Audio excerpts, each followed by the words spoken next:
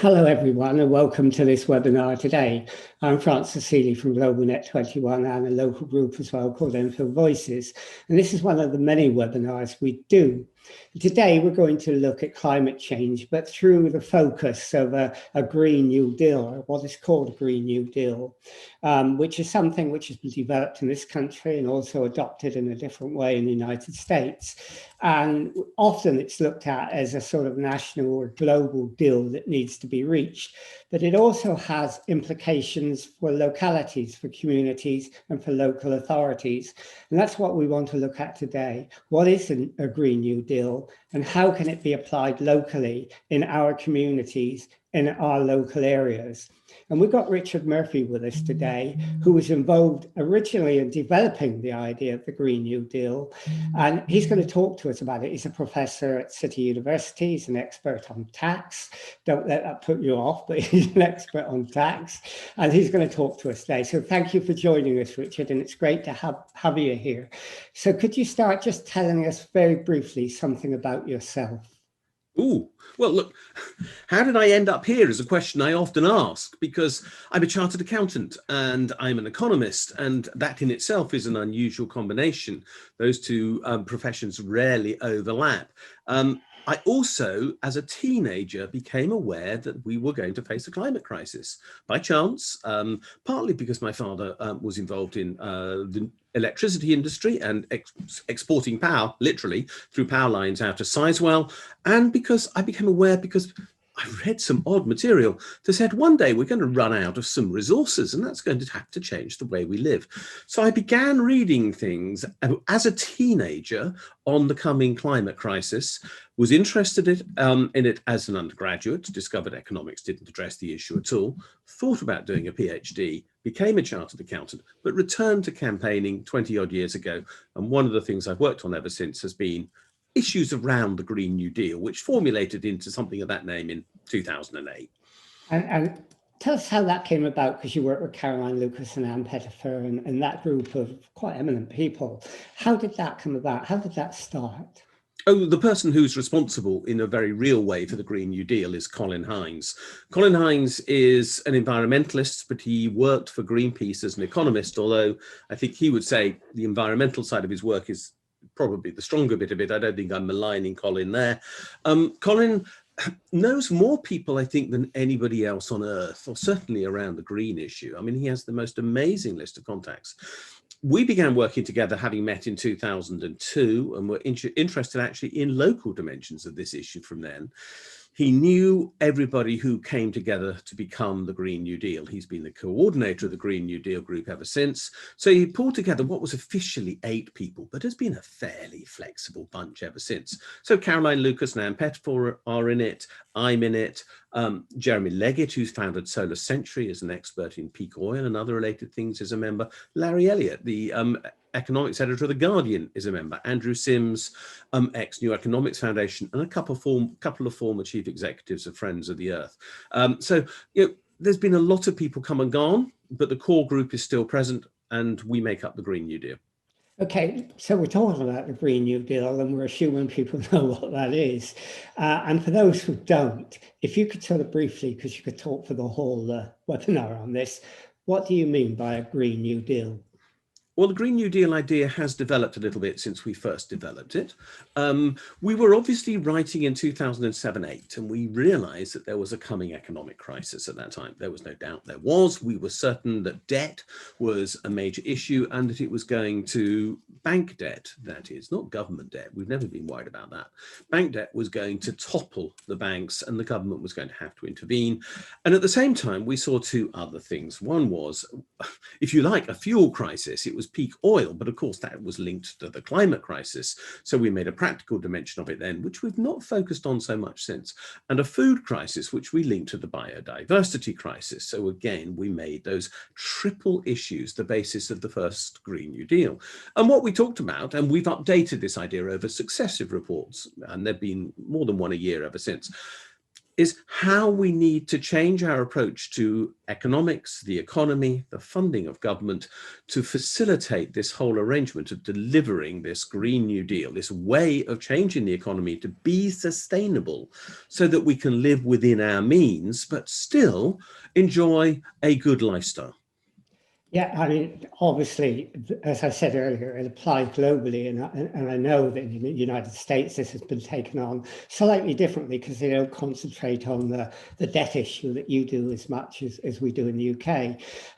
But it is also something that can be applied locally, isn't it, in local communities. You can adopt some of the principles, if you like, of the Green New Deal there. How important is it that when local authorities, for example, are adopting a climate strategy, they should look at a Green New Deal?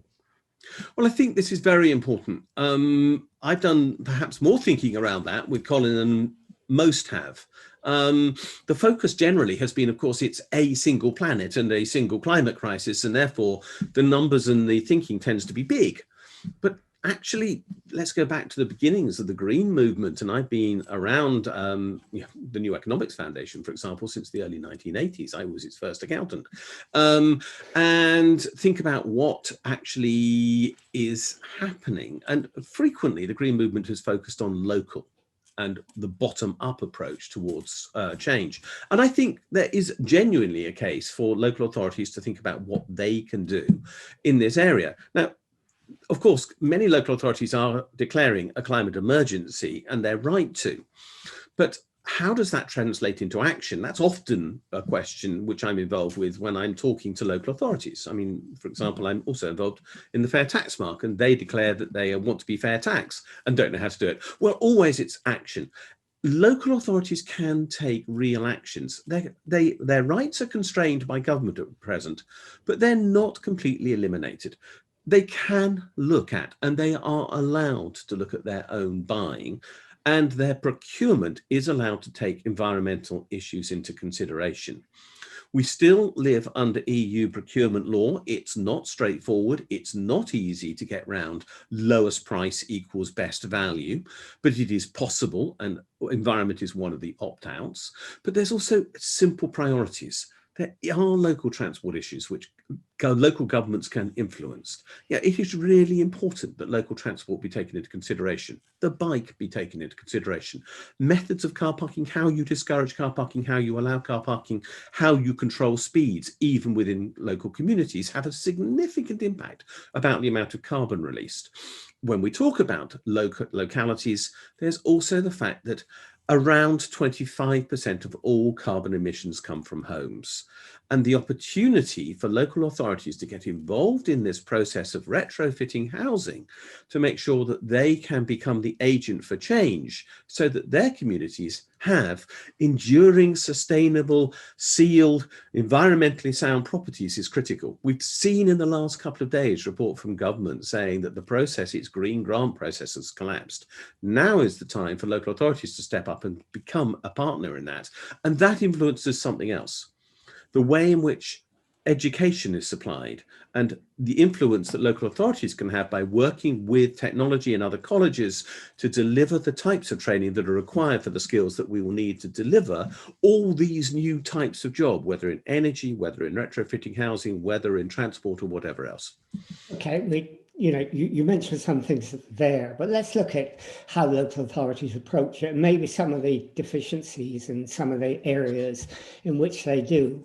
I mean, for example, many local authorities have got climate emergency plans and they developed a strategy and they want to get to net zero, but they use that word net. And net is a sort of word of a multitude of sins. No one knows what it means. James Hansen, famous scientist, has called it monkey business very often. And very often local authorities will go to net zero by doing a lot of offsetting. Now, is that something they should be aware of, that they should really concentrate on the emissions rather than the offsetting? I have some quite big problems with the idea of offsetting because I think there are only a limited number of ways in which offsetting can take place. Now, it is indisputable that there will always be some offsetting. Some activities we're all going to do are going to release carbon in the future. We do therefore need to have activities that don't. But the reality is that the target has to be zero, not net zero. Net zero is actually only possible to be thought about at a government level. And I mean macro, large scale government here, not micro, local government. And the reason why is that lots and lots of people are claiming, oh, we are going to do offsetting. But they say, we're going to plant trees, we're going to do this or that or the other. But the truth is they haven't got the resources to do that. Or they claim there's going to be carbon capture and storage, and that's going to offset emissions. Well, carbon capture and storage doesn't work yet. Or they claim they're going to use hydrogen. But most of the hydrogen relating activity, that generating activity, is actually energy producing at the moment. So unless there is effectively, in my opinion, an actual plan in place which shows the offset can be delivered within a budget, or there is a license from central government to have access to offset, for example, there is room for your trees to be planted and for the offset to be claimed, then my belief is offset is not part of the process at the moment. All it is an excuse for not taking real hard action to make the real delivery, which is zero carbon. Okay, and the other problem that local authorities have very often is they engage consultants to develop their plan for them. And their plan as a result is only partial. They don't have a biodiversity strategy, a climate justice strategy, an adaptation strategy. How important is it they have all of this in their strategy? It's a holistic strategy. Well, I think the answer is yes, it is important. I mean, even the biodiversity strategy, and I picked that one up because biodiversity tends to be forgotten. I mean, I've lived in inner London. I now live in a pretty rural area. I was brought up in a rural area, but I had over 20 years in London, so I know what it's like to live in a pretty intensive urban environment. But I also know that even inside those types of environment, there is significant opportunity for biodiversity, and a lot of that under the control of and management of local authorities. Green space management is down to local authority. The provision of more than green space, but green growing space and green nature space is also very largely down to local authorities. And so to simply focus upon some of those hardcore issues like emissions is not enough. This issue is a multifaceted one, and those things have to be there.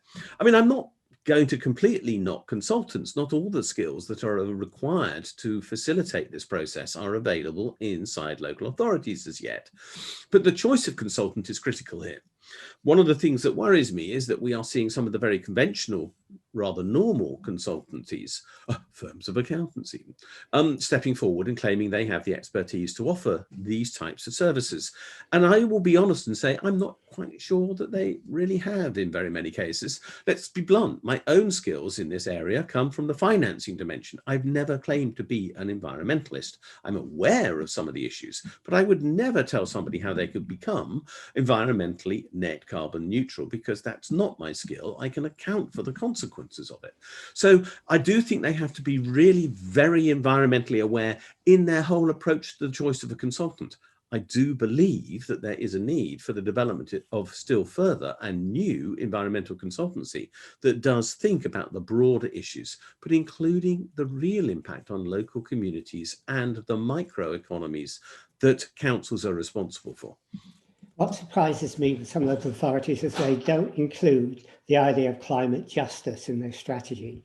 I mean, maybe it's an omission, they didn't mean to, they didn't understand that they should, but how important is it that they should? And how can they do that at a local level? I know you talk about sustainable equality. How do they go about achieving that? Climate justice is quite a significant and important issue, and it is at almost every level when we talk about these issues. I get very worried by some of the proposals that I see made. For example, oh, we can solve everything with a carbon tax. But you do realize that carbon taxes are largely going to be paid by those who consume most of their income, and that is those on lowest income. You do realize that those who suffer most of the injustice of poor housing, where there are massive costs of carbon emission, are those on the lowest incomes and in the most insecure tenancies.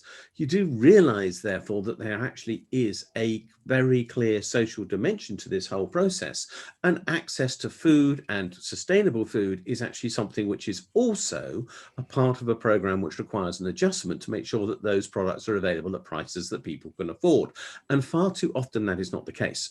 So it is absolutely critical that these dimensions need to be taken into consideration. Now, not just as compensations, but also as proactive policies. So, for example, one of the things that I've long been certain about is that the whole process of local Green New Deals are about delivering new local jobs. Colin Hines and I talk about the need to deliver jobs in every constituency of the UK. We don't know of any plan that there is, apart from green transformation, which could actually, literally, and have to deliver jobs in itself in every economy, every constituency of the UK, every local authority, because what that means is that if you are going to transform a house, you've got to have somebody at the house.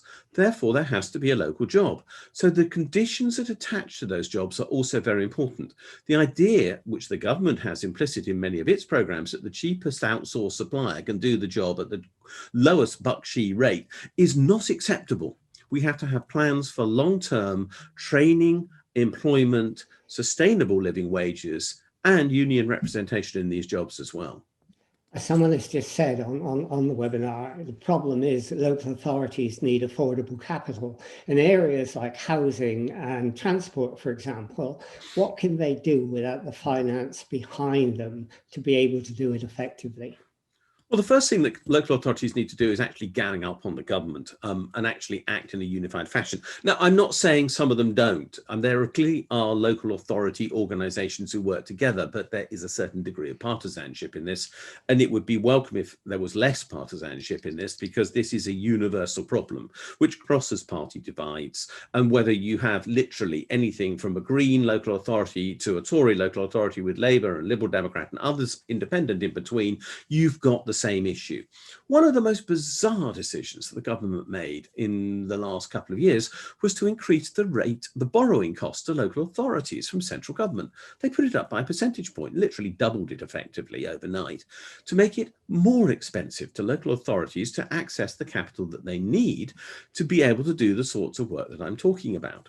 And this is crazy. So the alternative is that local authorities need to seriously investigate whether there are other opportunities available to them to raise capital. It is possible for local authorities to borrow. They have to meet something called the Prudential Code, which has been set down by the Chartered Institute of Management Accountants. Why it was down to accountants to set what is effectively a government code is a very good question, but I'll leave that aside. The point is they've got to be able to demonstrate that they can take action which will result in the ability to repay.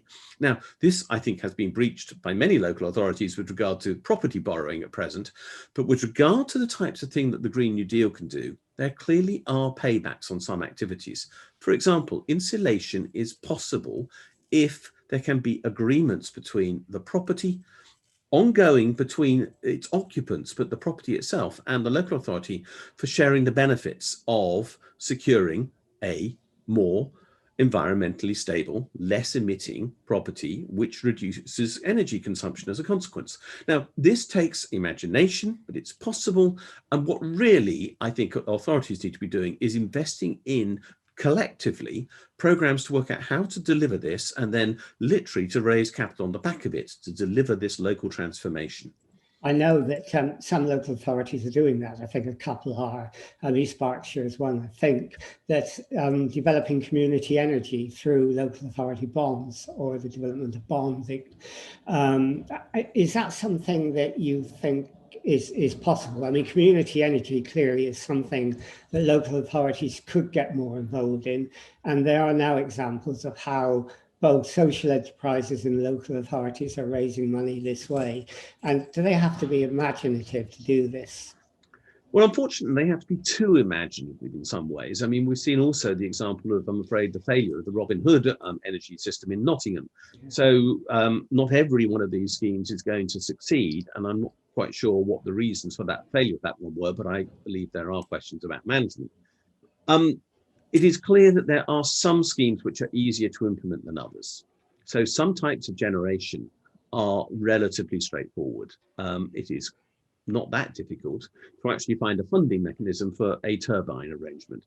Combined heat and gas, local power, combined heat and power supplies locally are harder because they require much more local authority involvement. So local authority bonds are, for me, one of the solutions I've been looking at since 2003. It is, in fact, the first thing that Colin Hines and I ever worked on. We still talk about it. We still believe it's necessary because I believe that we need to actually direct, and this is part of the revitalization of local authorities in its own right, the ability for the ability of savers to invest in their local community. That's why I see these bond schemes as vital. One of the consequences of the government's deficits is that it has been injecting vast amounts of money into the economy. It is inevitable that as a result, the amount of saving in the economy has risen. When the government borrows, somebody else must save. It is a simple fact of double entry bookkeeping. And that saving is very largely by a very small part of the overall community in this country. The wealthy, by definition, have most of that saving. What I want them to do is rejoin the connection between saving and investment by offering them the opportunity to put their savings, cash-based effectively, into local authorities, into local bonds, to fund the Green New Deal. The interest rate that they need be offered is only a percentage point or so. Most people will queue up to get 1% on their savings right now, offer a government guarantee to back this up, make them the only thing available in ISAs, and the money would pour in to provide the answer to this. That, to me, is the solution with regard to local authority bonds, not the esoteric ones they have to use at present, which aren't even allowed to be included in ISAs, which is absurd. When some bizarre things are allowed to be included. Make it something that reconnects the person with their community, pays a fair rate of interest, and lets them see that literally the money they've saved is now big logo on side a building, on side a project, whatever else, funding creativity, jobs, and sustainability where they live. I mean, we'll be doing a webinar in a couple of 2 or 3 weeks' time on modern monetary theory as well, which helps to look at how we can maybe finance things in a way we thought we could not. The other thing about local communities is there are a lot of cooperatives and CICs and social enterprises, and many of them are getting involved in this, in retrofitting, in solar power and community energy and much more. Is it important, I think Plymouth is a good example of this, for local authorities to work actively with these new forms of enterprise to actually develop a sort of green way of doing things? Yes, it is important. I believe in active involvement by government in economies because I believe that that results in a greater degree of efficiency, not a less degree of efficiency. Now, that's my personal political belief. But as far as I can see, markets are sometimes extremely wasteful. Duplication arises, spare capacity is literally wasted. And I'm interested in achieving this goal with the minimum loss along the way and the maximum efficiency.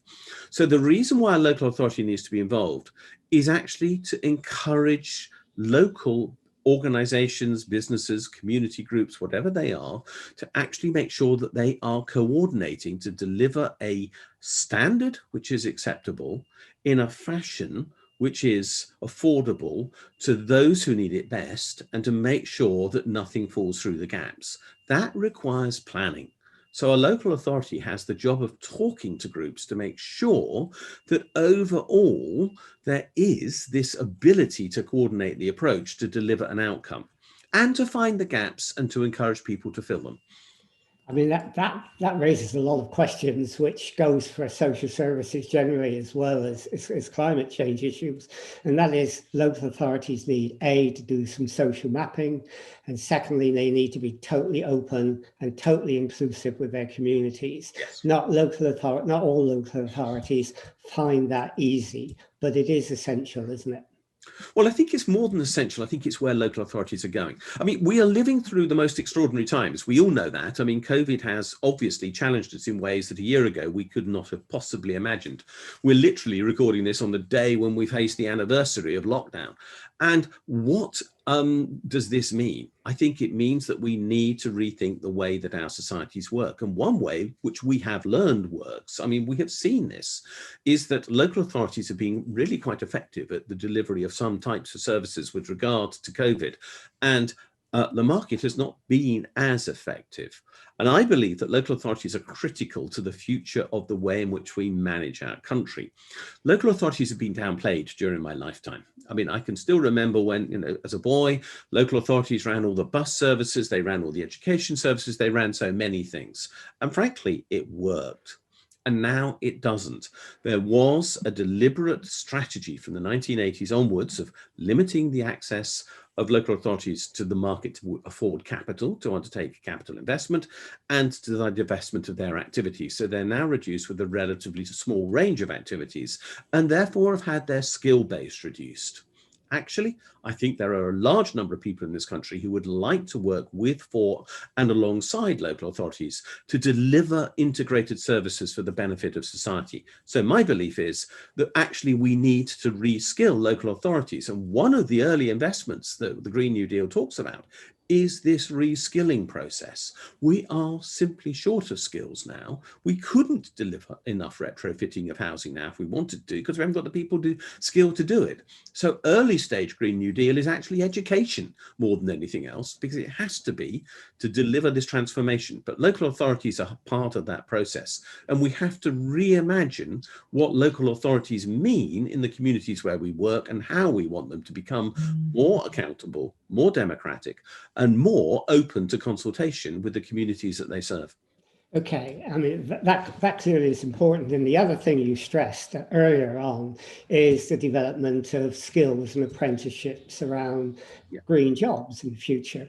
Let me ask you a question that I think you've given some thought to, but something that many people talking about the Green New Deal don't, and that is the future of robotics and artificial intelligence.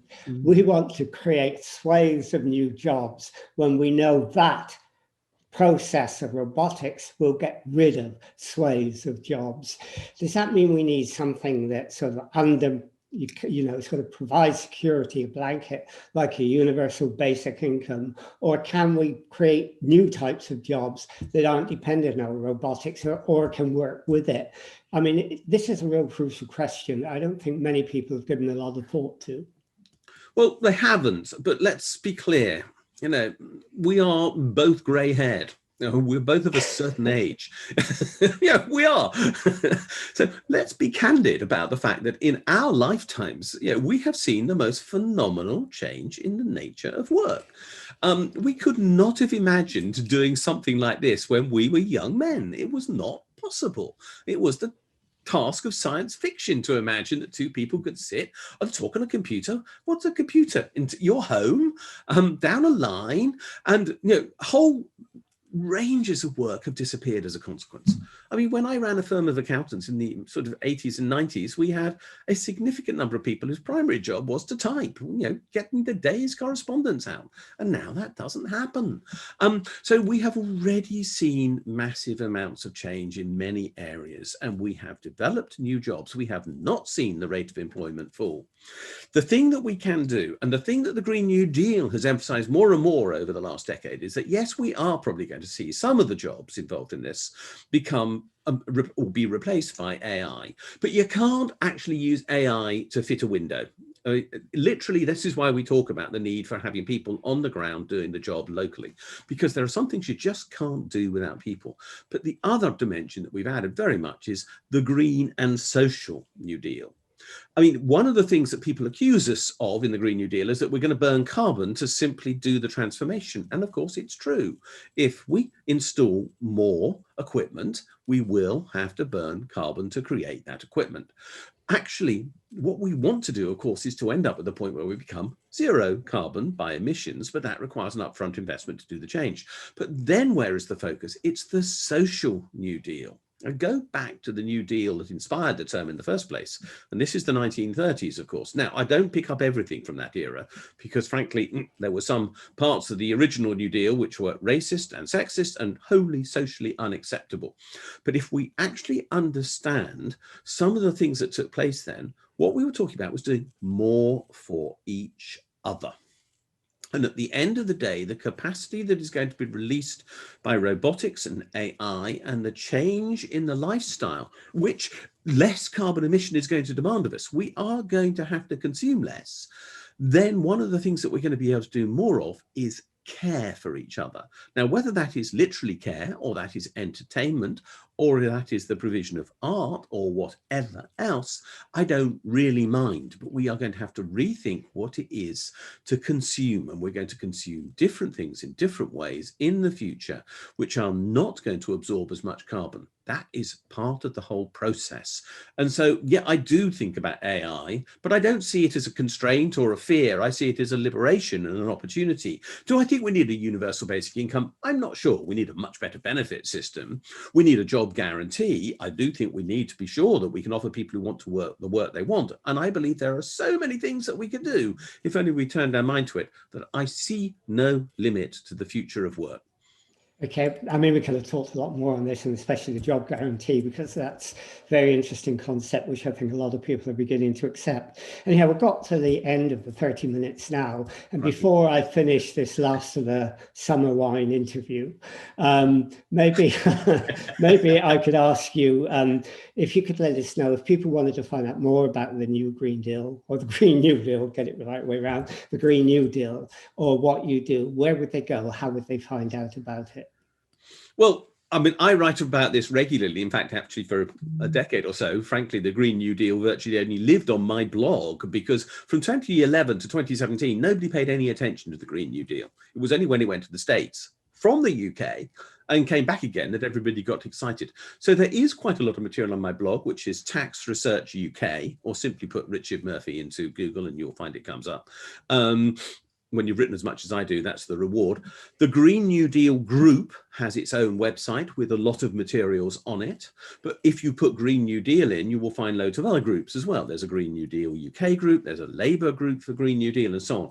They all add certain political dimensions. The Green New Deal group has tried to be apolitical. We have a Labour MP in it at the moment, Clive Lewis. We have a Green MP, the only Green MP. Caroline Lucas has been a member ever since it started, and has been an invaluable, unsurprising member as a consequence. So we try to be a more apolitical approach, but there are lots of materials. Search Green New Deal on the web, you'll find it. Okay, well, thanks for that. And there are also beginning to be a lot of Green New Deal hubs around the country as well, which is an interesting development. And I recommend one particular resource, which I really like, and it's a really good, more locally focused plan, and that is an organisation called Common Weal. That is WEAL in Scotland. Not Commonwealth, Common Weal, and they have a called Our Common Home plan. It's very, very good. It's the best version of the Green New Deal I think I've seen, and I didn't write it. Okay, well, we'll put links up to that and send it around to people. Anyhow, thank you for doing this. And yeah, go to Richard's blog, because he's written a tremendous amount of stuff, and it's well worth reading. Well, thank you. I think it's interesting, and it raises a lot of issues that I hope will carry on as we move towards COP26, because there's going to be a really explosion of events and activities around that, because it probably is the most important meeting of this year. So thanks, Richard, for joining us and for doing this. And it's been really interesting and a really worthwhile interview. So we'll end this interview now.